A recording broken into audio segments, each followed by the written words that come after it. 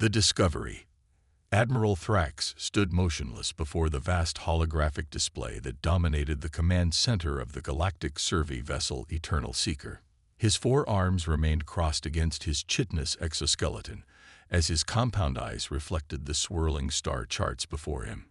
300 years of service to the Galactic Confederation had earned him a reputation for unflinching calm, yet what he now witnessed sent a cold ripple through his thoracic cavity. "Computer, verify classification again," he ordered, his mandibles clicking with a rare display of agitation. The ship's AI responded in its characteristically melodious tone. "Verification complete. Admiral, planet designated Earth, Sol System, Orion Spur of Milky Way Galaxy. Classification DE-9. DE-9. Thrax repeated slowly. "Don't even think about it. Maximum severity." He turned to his first officer, Commander Zilara, whose luminescent skin had dimmed, a clear sign of her own discomfort. "In 4 centuries of exploration, I've never seen this classification used, not even for the methane storms of Callisto Prime or the predator worlds of the Sagittarius Cluster." Zilara's tendrils twitched nervously. "Perhaps it's an error in the database. Earth appears to be an unremarkable Class 3 terrestrial world. Nitrogen-oxygen atmosphere, moderate gravity, carbon-based life forms. Nothing in the preliminary scan suggests extreme danger." "That's precisely what concerns me," Thrax replied, stepping closer to examine the small blue-green planet rotating innocuously in the holographic display. "The classification is authenticated with the highest security protocols, yet no explanation is provided. I want to know why." "Admiral," Zilara cautioned, "regulations expressly forbid investigation of DETI classified systems without Council authorization." Thrax's upper eyes narrowed while his lower set continued studying the planetary data. "I'm well aware of regulations, Commander. I helped write them. But this classification was instituted only 87 years ago, well within our recent history. Yet I find no record of the incident or threat assessment that led to it." With a decisive gesture, he activated his neural interface with the ship's systems. "Computer, access historical databases. Show me all recorded interactions with the planet Earth prior to its DETI classification. That information is classified beyond your authorization level, Admiral," the AI responded. For the first time in decades, Thrax felt genuine surprise. "Override. Authorization Thrax Omega-69. Security clearance Ultramarine." A pause, longer than the near-instantaneous responses he was accustomed to. "Access granted to partial records only. Warning. The Galactic Council has determined that full disclosure of Earth-related incidents presents a security risk to Confederation interests." The holographic display transformed, showing a timeline stretching back 2,000 years. Scattered along it were pulsing red markers, each representing a documented encounter with Earth. Thrax noticed immediately that most of the data points were corrupted or heavily redacted. "Computer, display the earliest legible record," he commanded. The timeline expanded to reveal footage from an ancient scientific vessel. The recording showed tall, crystalline beings, Arcturians, an advanced race that had been among the Confederation's founding species. They appeared to be conducting standard observation protocols over a primitive human settlement of mud and wood structures. "Unremarkable thus far," Zilara observed. "The humans appear to be in a pre-industrial development stage here." The footage continued, showing the Arcturian ship deploying atmospheric probes. Then, without warning, the recording jumped forward several local days. The same settlement was now a smoking ruin, and the Arcturian vessel was under attack by crude projectiles, simple rocks and flaming arrows that shouldn't have posed any threat to advanced shielding technology. Yet somehow, impossibly, the shields were failing. The final moments of the recording showed humans, still using primitive weapons, boarding the damaged ship through breaches in its hull. The Arcturian captain's log entry appeared as text overlay. "They should not have been able to detect us. They should not have been able to damage our vessel. They should not have been able to adapt so quickly. Recommend immediate quarantine of this system. These creatures are not what they appear to be. Thrax's exoskeleton buzzed with tension. Computer, show next incident. The timeline advanced several hundred years. This time, the footage showed a trading expedition from the mercantile guilds of Rigel. The Rigelians, known throughout the galaxy as peaceful traders, had apparently established first contact with several human nation-states, offering medical technology in exchange for rare minerals. The initial exchanges appeared successful. The recording then skipped ahead just 3 local years. What they witnessed next made even Zilara's bioluminescence flicker in shock.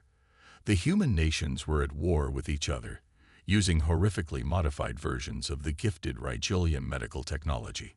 Healing nanites had been repurposed into flesh-eating swarms. Cellular regenerators had been transformed into radiation weapons.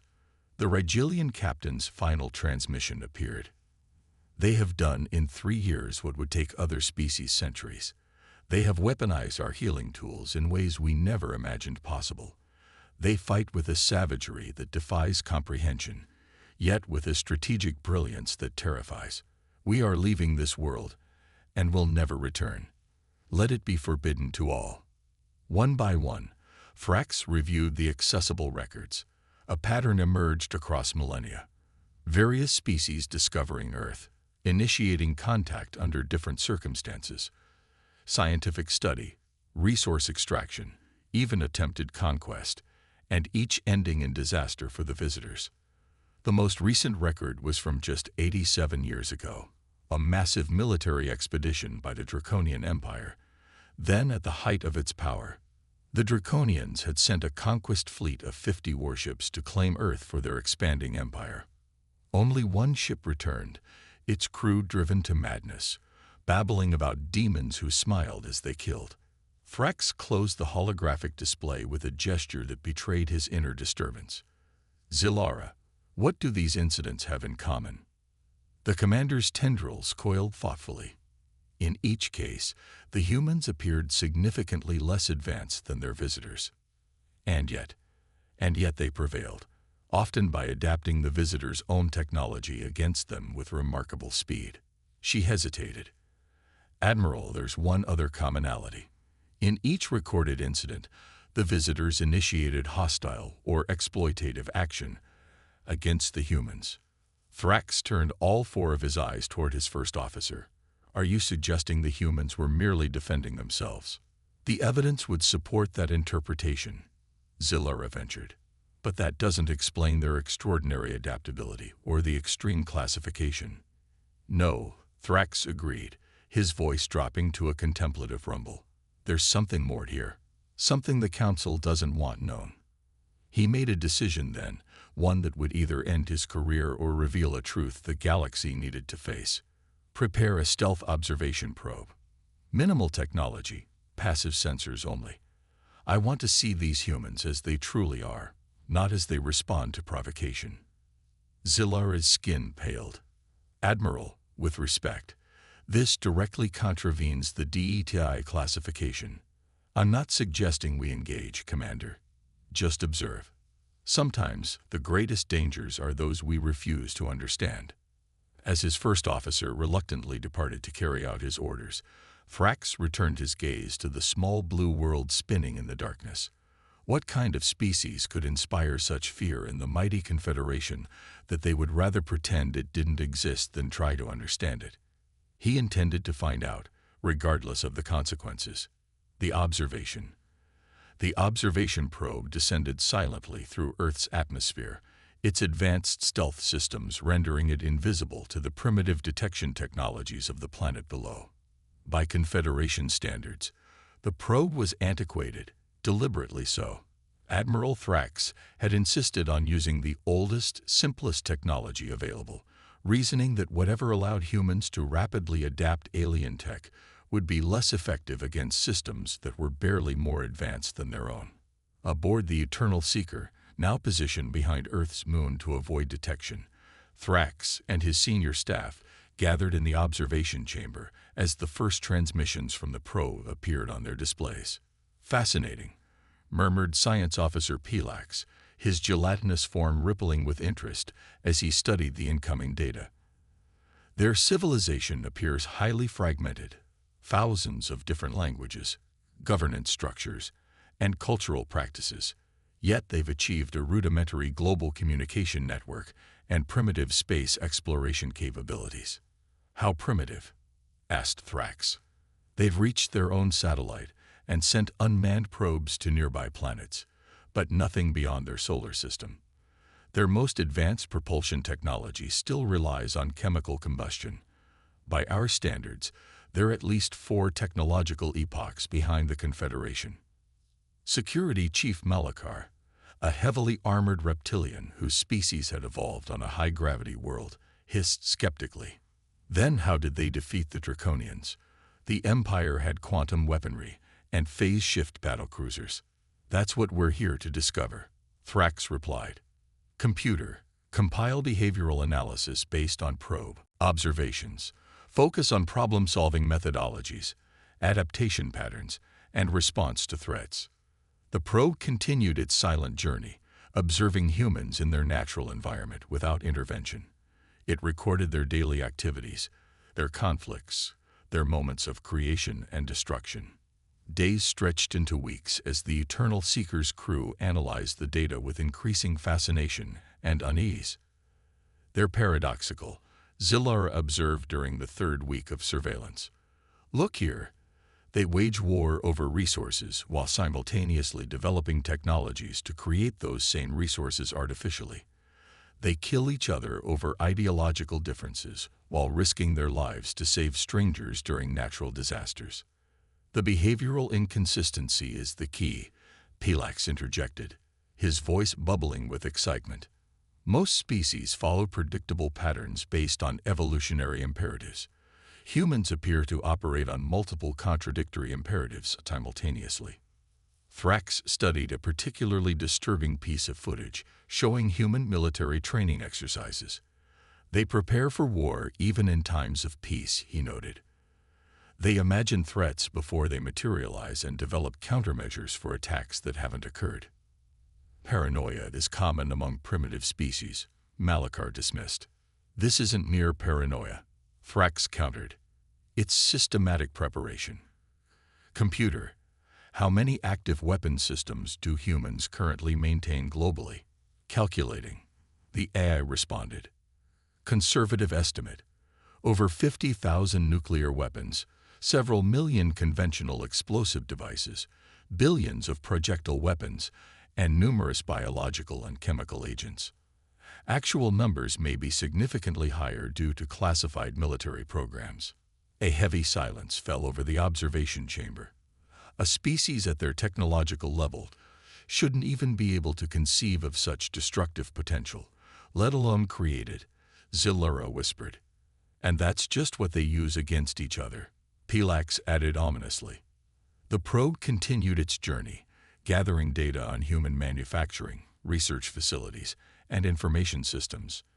The picture that emerged became increasingly clear and increasingly troubling. "They're tremendously inefficient," Security Chief Malachar noted, studying the humans' industrial processes. "Look at the redundancy in their systems, the duplication of effort across different regions." Pilax's gelatinous form shimmered with disagreement. "That's not inefficiency, it's resilience. No single point of failure. If one system collapses, others continue functioning independently. It's almost as if—" Zilara began, then hesitated. "As if what, Commander?" Thrax prompted. "As if their entire civilization evolved under constant threat. These aren't the behaviors of a species that developed naturally. They're the behaviors of a species that has been repeatedly tested and survived." Thrax's mandibles clicked thoughtfully. "Computer, cross-reference our observations with the historical records of alien contact with Earth. Identify behavioral adaptations that might have developed in response to those encounters." The AI's response was immediate. "Analysis complete. 78% probability that human technological development accelerated following each confirmed alien contact. Evidence suggests recovered alien artifacts influenced human scientific progress in metallurgy, medicine, computing, and propulsion technology. They reverse-engineered what they salvage, Malakargist. That's how they advance so quickly. But that still doesn't explain their initial successes against vastly superior forces, Zilara countered. The answer came 3 days later, when the probe observed a human military response to a natural disaster, a massive flood that had devastated a coastal region. The soldiers moved with disciplined efficiency, yet adapted instantly when conditions changed.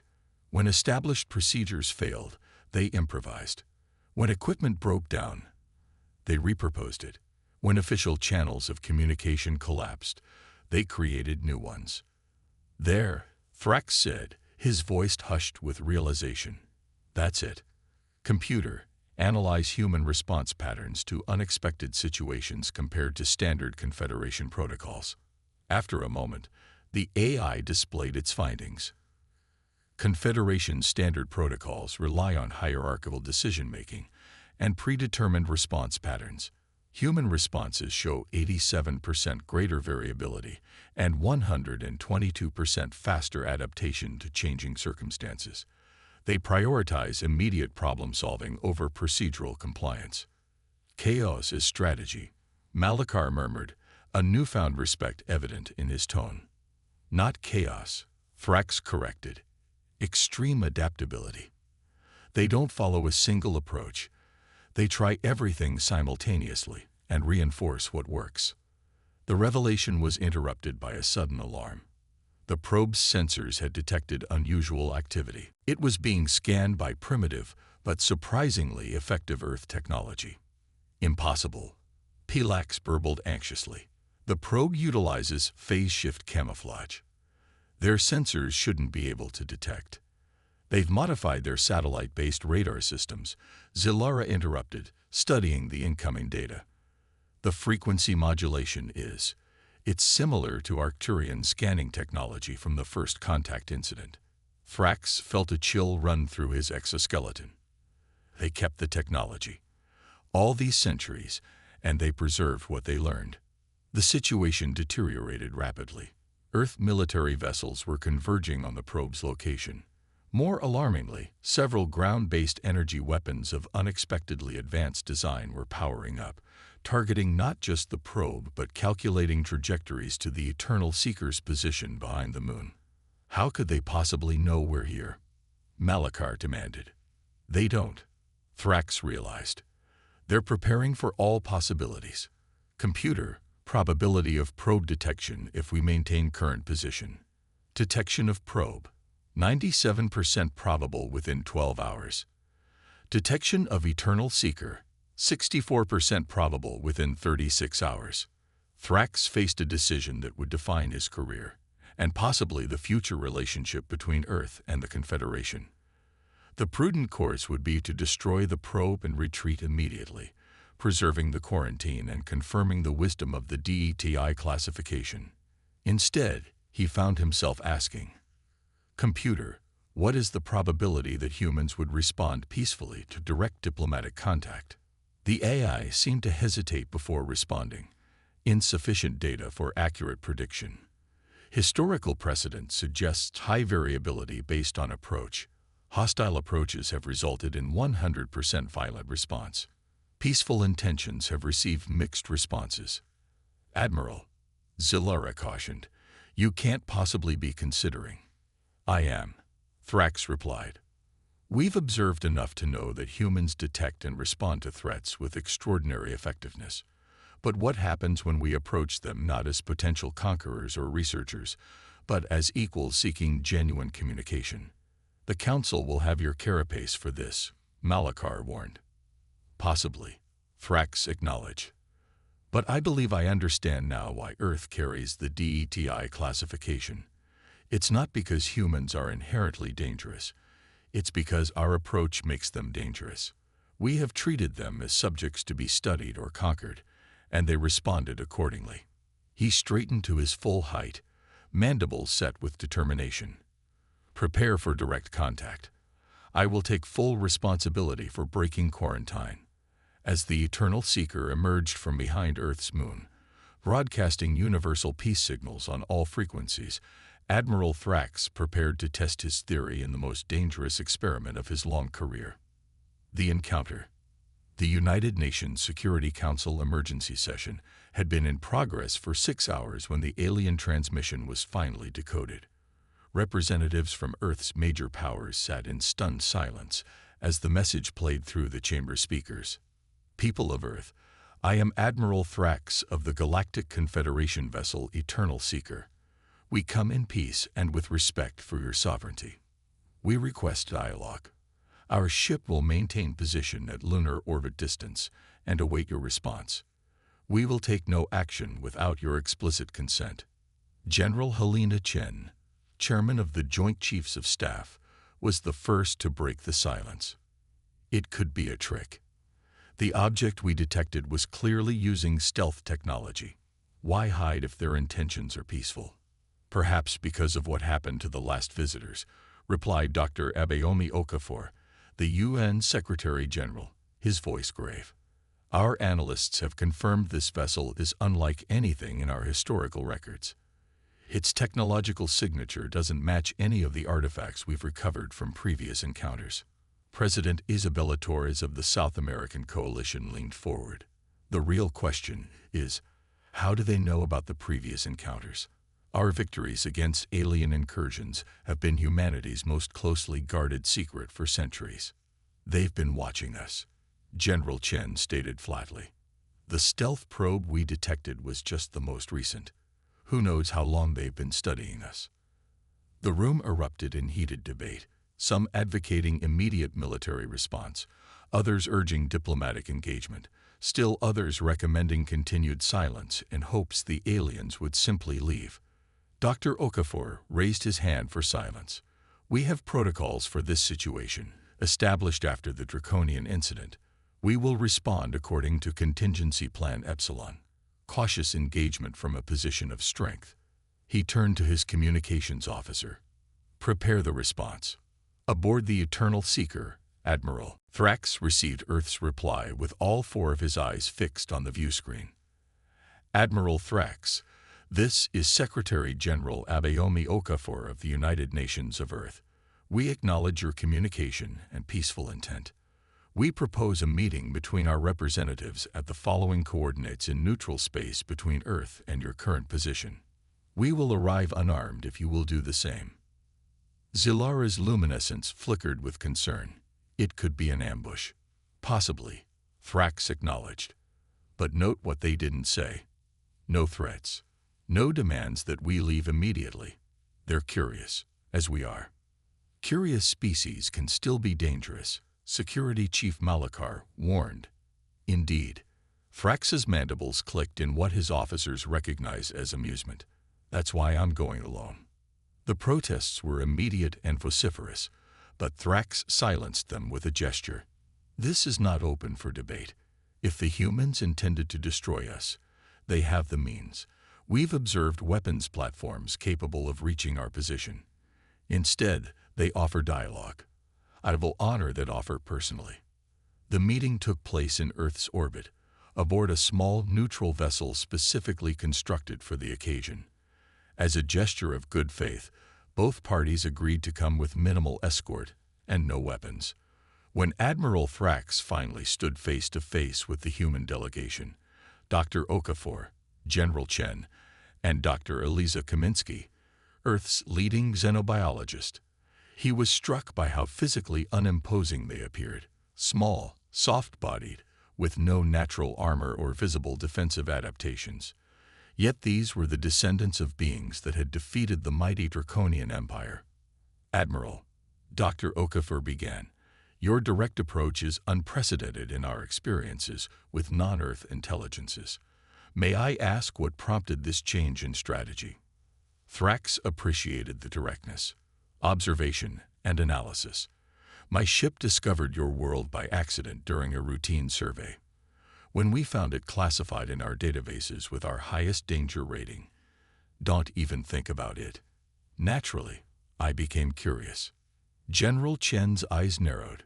You broke your own quarantine protocols. I did, Thrax acknowledged. After reviewing the fragmentary records of previous encounters, I developed a theory that needed testing. And what theory was that?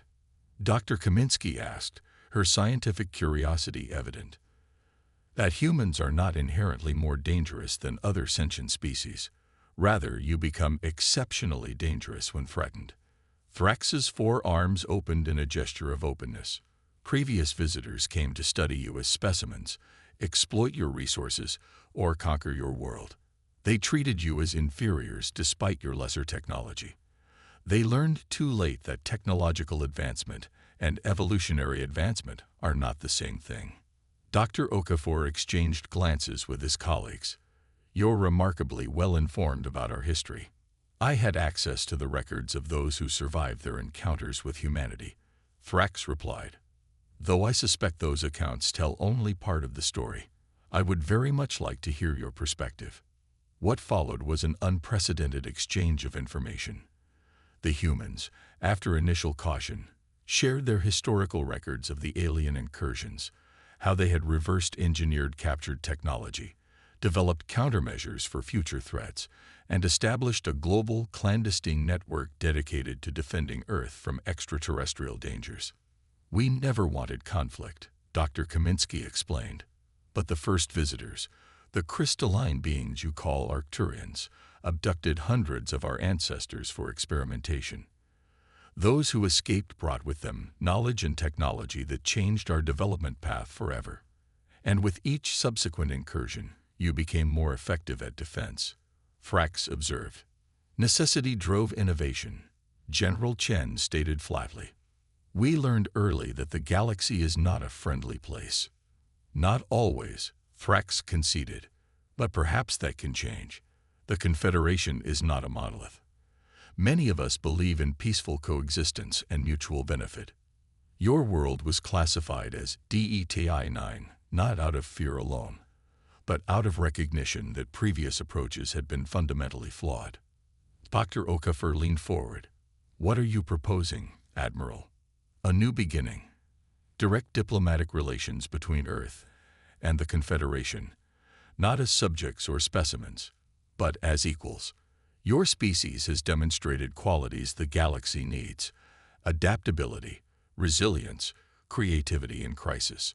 We've become stagnant in many ways, bound by protocols and hierarchies. And if the rest of your Confederation disagrees with this assessment, General Chen asked pointedly, then I will have committed career suicide. Thrax replied with a click that the humans' translators rendered as laughter. But I believe when they review my findings, they will understand. The galaxy is changing. New threats emerge from beyond our known regions. The Confederation needs allies who think differently than we do. The negotiations continued for days, each side cautiously revealing more about their civilizations, finding surprising commonalities despite their physical differences. Thrax learned that humans' physiological adaptability was matched by their cultural flexibility. Their fractious nature, which initially appeared as a weakness, allowed for countless approaches to any problem. On the final day, as they prepared to formalize the first peaceful agreement between Earth and a galactic power, Dr. Okafor asked the question that had been hovering unspoken throughout their talks. Admiral, what made you different? Why did you choose to observe peacefully and then approach diplomatically when all others came with less benign intentions? Thrax's compound eyes seemed to soften. Because I recognized in your species something familiar, the drive to understand, to connect, to find meaning in the universe. It is the same drive that led me to explore the stars rather than conquer them. He paused, mandibles clicking thoughtfully. And perhaps because, unlike my predecessors, I heeded the warning in our databases, but interpreted it differently. How so? Asked Dr. Kaminsky. Don't even think about it became, to me, don't even think about approaching these beings with anything but respect. And that has made all the difference. 6 months later, Admiral Thrax stood before the Galactic Council, defending his actions and a historic treaty he had negotiated with Earth. The chamber was divided, many counselors outraged at his breaking of quarantine protocols, others intrigued by the possibilities of alliance with this unusual species. "You ask us to reclassify Earth from DETI 9 to an open diplomatic status," the Supreme Counselor stated, her tentacles writhing with skepticism. Yet every piece of historical evidence suggests these humans are unpredictable and potentially catastrophic to engage with. "With respect, Supreme Counselor," Thrax replied, "what the evidence actually shows is that humans respond to how they are approached. When treated as specimens, resources, or conquests, they become formidable adversaries who learn from each encounter. When approached as equals, they reveal themselves as tenacious, creative, and remarkably loyal allies." He activated the central holographic display, showing scenes from the cultural and scientific exchanges that had begun under his supervision. Already, human approaches to medicine have revolutionized treatments for 3 Confederation species. Their unique perspectives on quantum mechanics have solved theoretical problems our scientists have struggled with for centuries. And their artists. He displayed a series of human creative works that had captivated various worlds, bring freshness to cultural exchanges that benefits all. The Council deliberated for 3 full cycles before reaching their decision. Earth would be reclassified, not as an open system, but with a new designation created specifically for it. Approach with respect, high potential alliance. As Thrax prepared to return to Earth as the Confederation's first official ambassador, he reflected on the lesson he had learned, one that he hoped would reshape galactic diplomacy for millennia to come. The most dangerous species in the galaxy were not those with the most advanced weapons or the most aggressive tendencies. The most dangerous were those who had learned, through bitter experience, to prepare for the worst while hoping for the best. Humans had been shaped by their harsh evolutionary path and their encounters with hostile aliens into beings of remarkable contradiction, capable of terrible violence when threatened, yet equally capable of extraordinary compassion when approached in friendship. In the updated Galactic database, Earth's entry now began with a simple warning that Thrax himself had authored. "The humans of Earth will meet you as you meet them. Choose wisely how you approach."